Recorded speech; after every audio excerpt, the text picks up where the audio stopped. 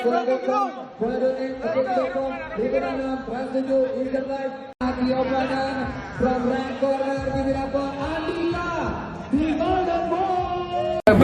ini aja 12 miliar, ini satu, ini 12 miliar, 9 miliar, ini hampir 30 miliar. Jadi kalau otak saya tidak brilian, bagaimana Buski menghasilkan? Belum lagi saya punya saham di mana-mana. Dibandingkan dengan dia hanya ngajar, udah itu bujang lapuk, ya bujang lapuk.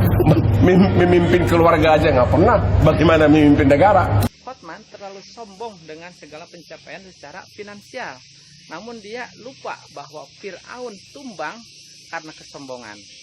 Hotman mewakili harta dan kemewahan duniawi, sementara Rocky Gerung mewakili akal sehat dan mencerdaskan bangsa. Assalamualaikum warahmatullahi wabarakatuh. Kembali lagi di channel Prayoga Muhammad.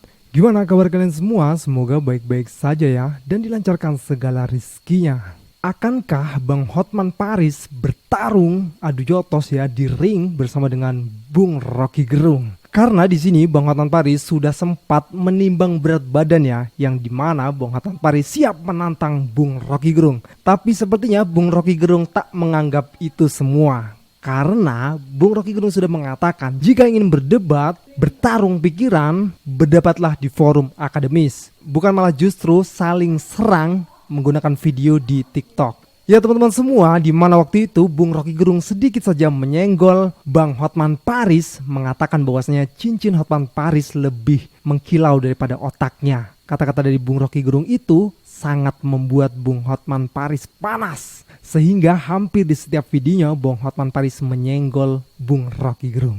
Nah teman-teman semua, kali ini kita akan melihat ya bagaimana Bang Hotman Paris berada di atas timbangan untuk bertarung melawan Bung Rocky Gerung. Ini dia videonya.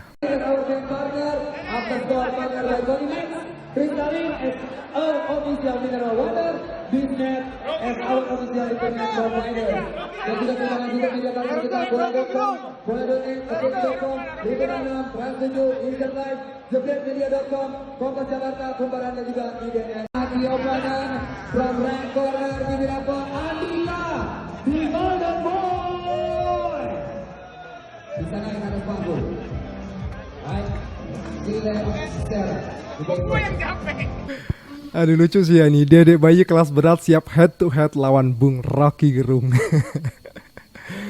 Tapi banyak netizen yang mengatakan bahwasanya Hotman Paris sudah loyo jelas kalah jika melawan Bung Rocky Gerung. Walaupun Bung Rocky Gerung terlihat juga sudah tua ya, tapi beliau adalah sang pemanjat gunung yang dimana fisiknya sudah tidak diragukan lagi ya, bukan kaleng-kaleng. Fisiknya masih kuat, bahkan dia pun roll ke depan masih bisa loh Bung Rocky Gerung. Keren pokoknya. Nah ini teman-teman semua, video dimana ibu-ibu mengatakan tidak setuju jika laki-laki punya banyak aspri. Ini dia videonya. Ibu Ferdiana, Kenapa ibu keberatan laki-laki punya banyak aspri? Apa ruginya ibu di mana? ruginya saya kasihan perempuan. Kenapa itu. kasihan? Dia nafkah, dia dinafkahin. Dinafkahin tapi dengan menerima bisa kamu diberi Kenapa kita aja dia dansa, kita kasih duit, jangan. kita liburan, di mana ruginya bu? Kamu kagak rela ngasih dengan tulus, tapi minta Itu tulus, Bu, sama saya. Mana bisa tulus kamu kalau tulus sama istri yang sendiri. Ya ini udah tulus, istri bahagia, rekeningnya udah penuh, ada ratusan ruko. Aduh, orang itu tidak penting dengan uang. Jadi Bapak. apa dong? Ya, Bapak harus ngasih itu dengan tulus. Misalnya ini yang dibawa, saya tulus. Gitu bu. Punya tangan, ambil sendiri, makan, ambil air Bu, minum sendiri. saya mau tanya bu, Ya. laki-laki 30 tahun dengan istri yang sama. Tapi dulu bu, jangan marah dulu. Kita ini laki-laki cari duit setengah mati, semua masih normal, ya. Kita sayang sama istri, tapi kan ada kebutuhan lain, gimana bu? Ibu egois, maunya ibu. Saya bukan egois, saya menghargai perempuan. Justru karena menghargai, banyak orang yang membutuhkan cinta. Saya tuh kasihan perempuan yang Kenapa kasihan? Aduh, dikasih rekening doang, ya. Jadi kasih rekening, dihargai, dikasih cinta, diajak dansa. Aduh, itu mana cinta yang pertamanya ceritanya? Cinta pertama memang, tapi kan cinta itu tetap ada. Iya. Cuma sudah apa lagi? Nih, ini sekarang masih berdiri. Aduh, ibunya. Bener nih ibunya ya, bener kata-kata si ibu ini ya. Oke teman-teman semua, kita lanjut lagi ke videonya. Dia cuma dosen biasa, nggak ada prestasi apa-apa. Kalau saya tantang dia berdebat hukum, dia tahu apa hukum. Dia gini loh, Rocky Gerung itu berpikirannya sangat picik. Dia kira pengacara itu bisnisnya itu hanya berdebat kasus korupsi. Dia tidak tahu 90% kerjaan saya itu adalah untuk international litigation, perkara-perkara konstruksi, banking and finance, arbitrase, derivative law. Itu yang bikin gua kaya raya. Kalau perkara korupsi kan paling 1 setahun. Rocky Gerung tidak tahu bahwa pengalaman kita itu banyak yang dia tidak pernah tahu gitu loh. Makanya saya tidak ngerti si orang yang cuma filsafat kok sok pintar begitu gitu loh. Ya kan? Kalau soal ngajar mengabdi, saya itu udah ngajar ribuan pengacara dan seolah-olah dia paling pintar hanya gara-gara bisa ngomong tentang Hitler ini. Dia kan itu kan hanya teori-teori kosong, itu kan dalam praktek kan nggak begitu. Terus dia bilang bahwa pengacara itu hanya taunya bermain amplop, dia bilang gitu. Itu yang dia salah. Dia tidak tahu saya ini pengacara internasional. Saya itu 20 tahun hidup sama asing. Saya itu pernah 10 tahun jadi anak buahnya berbagai pengacara bule. Pernah saya 10 tahun membawahi ratusan pengacara termasuk bule. Pernah saya 4 tahun sebagai pengacara di Australia yang pengacaranya 700 orang. Jadi perkara perceraian korupsi yang kita tangani itu hanya 5% dari perkara keseluruhan. Kita begitu banyak ilmu-ilmu kelas tinggi internasional yang siapa sih namanya itu? Yang Rocky Gerung pasti nggak tahu apa-apa. Bang, iya bang, bicara Bang Rocky Gerung. Kalau tidak tantangan tadi gimana? Ya, ada orang menantang berdebat. Kalau saya tantang dia berdebat tentang hukum, dia tahu apa tentang hukum. Nanti dia cocoknya itu berdebat tentang Koping Ho. Di situ kan banyak filsafat. Iya kan? Kalau Bang Rocky mau buat tanding tinju gimana? Kenapa? Ayo kalau mau ayo kita tanding di HSS 5 nanti. Gua sama Rocky Gerung. Hah? Ya urusan dia lah. Emang prestasi dia apa coba? Dia nggak pernah. Saya juga nggak baru kenal dia baru sejak dia mengkritik presiden. Dia cuma dosen biasa, nggak ada prestasi apa-apa. Tapi berencana menuntut Rocky Gerung nggak menuntut tuduhan itu terhadap Bang. Saya nggak berhak, itu harus presiden langsung. Terhadap Bang Hotman itu kan ada. Dia kalau tuduhan saya dia nggak mungkin dulu, hanya dia bilang berlian saya katanya lebih bersinar dari otak saya. Justru dia yang tidak punya otak karena berlian saya ini adalah hasil kerja keras otak saya yang brilian. Karena tanpa otak yang brilian tidak mungkin menghasilkan berlian. Ini aja 12 miliar, ini satu, ini 12 miliar, 9 miliar, ini hampir 30 miliar. Jadi kalau otak saya tidak brilian, bagaimana Buski menghasilkan? Belum lagi saya punya saham di mana-mana. Dibandingkan dengan dia hanya ngajar, udah itu bujang lapuk, memimpin keluarga aja nggak pernah. Bagaimana memimpin negara? Kalau memang dia hebat, buktikan dong, ya nggak? Kenapa nggak dia ikut sebagai tim kuasa hukum? Memang dia nggak bisa. Dia tahunya cuma filsafat. Tahu nggak filsafat itu apa? Hanya teoritis. Hanya mengatakan apa itu hidup, apa itu manusia. Itu yang dipikirkan oleh filsafat. Ini versi lengkapnya ya teman-teman semua. Tentu jika Bang Rocky Gerung mendengarkan Bang Hotman Paris bicara seperti ini, beliau hanya tertawa saja. Karena banyak banget netizen yang akhirnya mengomentari Bang Hotman Paris yang hanya bisa pamer-pamer doang gitu ya. Beliau selalu memamerkan cincin-cincinnya yang harganya miliaran. Dan itu membuat orang yang miskin malah justru muak. Menurut gue pribadi sih seperti itu ya teman-teman semua. Boleh dong gue berasumsi seperti itu. Nah oke teman-teman semua, kita lanjut lagi ke videonya. Ilmu filsafat yang disampaikan Rocky Gerung merupakan bisa menemukan kebenaran. Sedang hukum dan profesi pengacara seperti Hotman Paris bisa memenangkan atau membela kliennya walau kliennya dalam posisi salah. Nah, bagi pengacara, hukum itu bisa berpihak pada yang bayar. Filsafat adalah induk dari segala ilmu pengetahuan dan adab. Itu makomnya lebih tinggi daripada ilmu yang ada. Hotman terlalu sombong dengan segala pencapaian secara finansial. Namun dia lupa bahwa Fir'aun tumbang karena kesombongan. Hotman mewakili harta dan kemewahan duniawi, sementara Rocky Gerung mewakili akal sehat dan mencerdaskan bangsa. Ingat, orang besar itu akan dikenang karena adab dan ilmunya. Oke? Like, komen, dan share kalau video ini bermanfaat. Terima kasih. Hei, para oknum pengacara di dunia, lo bisa bela orang yang salah jadi benar.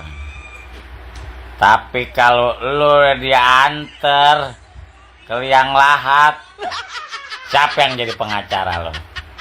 Kagak ada. Disebut tuh. Disabet sama malaikat. Jepret. Di dunia lo bela siapa? Bela yang salah, Pak. Saya bikin bener. Agak pakai disabet lagi tuh. Langsung disundut. Dut. Sekarang lo boleh happy di dunia ya. Cincin lo berentet, ya nggak, harta lo banyak, klub-klub malam lo hebat-hebat. Tapi begitu masuk ke kubur, cacing yang ngerogotin perut lo. Ya, duit nggak bawa lo mati, duit nggak bawa mati. Cincin, ya keluarga lo yang nikmatin. Oke, ingat, gua takut, Ya benar sekali bang apa yang lo kate. Karena kita hidup di dunia ini hanyalah sementara. Kita juga pasti akan mati. Dan ketika mati, hanya amal kebaikan, ketakwaan kita yang akan menyelamatkan kita. Oke teman-teman semua, kita lanjut lagi ke videonya. Hai, anak-anak jenderal. Sebenarnya apa emang benar pemilih Prabowo itu lulusan SMP? Emang benar nggak sih kalau tamatan SMA ke bawah itu mayoritas pemilih Prabowo Gibran? Dan kalau emang di Jawa Barat menang, mayoritas itu pendidikan yang menengah ke bawah. Benar nggak sih kata-kata itu? Sebenarnya gue nggak pernah percaya dengan itu. Cuman kalau ngeliat tingkah lakunya yang kayak gini, coba lu lihat bareng-bareng. Laku yang kayak begini, ada lagi tingkah laku yang kayak gini, dan tingkah laku kayak gini juga. Apa mungkin hal-hal yang begini itu dilakukan oleh kalangan-kalangan mahasiswa atau sarjana? Mungkin nggak sih? Kayaknya nggak mungkin dah. Karena hal-hal macam ini dan sebodoh ini nggak mungkin dilakukan oleh orang-orang yang pendidikannya menengah ke atas. Karena itu nggak penting. Karena itu emang masuknya ranah personal. Karena kita sedang memperdebatkan masalah sosial, bukan personal. Gue mau nanya, apa mungkin? Setahu gue yang melakukan ini tuh ya rata-rata orang SMP, anak SD. Bahkan anak-anak yang belum sekolah sekalipun pasti bisa ngelakuin hal yang kayak gini. Yang terakhir lagi yang kayak gini, lu lihat jogetnya.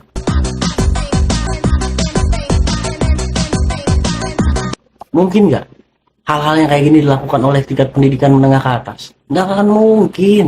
Jadi pertanyaan gua, jika nanti ada orang-orang dari anak-anak abah yang melakukan hal sama seperti ini, apakah bisa kalian terima? Paling ujung-ujungnya nanti gua laporin lu. Hati-hati lu, ntar di penjara lu. Yang ada ancaman-ancaman begitu. Itu namanya nggak fair dong. Kalau udah masuk menjelek-jelekan personal kayak gitu ya orang bodoh juga bisa. Inilah salahnya.